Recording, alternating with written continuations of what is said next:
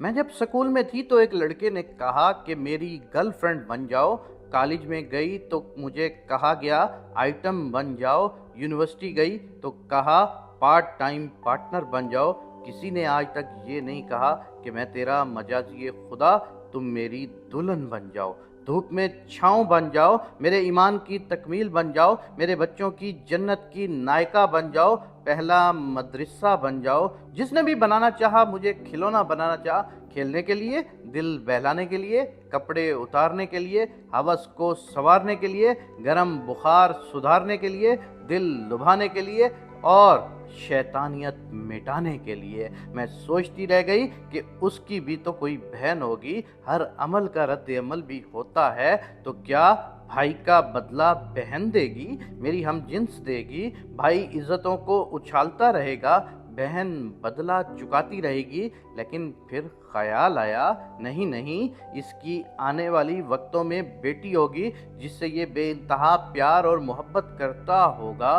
वो मासूम जान सब कर्ज चुकाएगी, बाप के जवानी के गुनाह माफ़ करवाएगी। फिर जब सोचती कि मर्दों के सारे गुनाहों को हम लड़कियों ने ही क्यों माफ़ करवाना है, लड़कियों की इज्जत करो, मुबादा के कर्ज तुम्हारी बहन बेटी उतारे। दोस्तों, मैं आपको एक बात वादे तौर पर समझाना चाहता हूँ कि मकाफाते अमल होता है।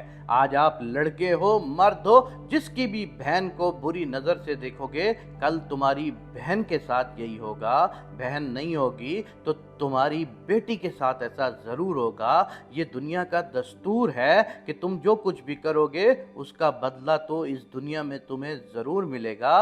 लेकिन दोस्तों, याद रखना कि अपनी हवस मिटाने के लिए ऐसा ना हो कि तुम्हारे घर में से किसी की कोई इज्जत तार तार हो जाए। अगर तुमने अपने आप को भी बचाना है और अपने घर को भी बचाना है तो निकाह को आम करो, इस ज़नाहे बिल जबर को मिटा दो, इस ज़ना के अंदर मत घुसो। ज़ना के बारे में कहा जाता है कि जो ज़िना करता है वो फना हो जाता है। ज़िना से हमेशा बचो दोस्तों, ये इतना बड़ा गुनाह है जिसको गुनाह कबीरा कहा जाता है।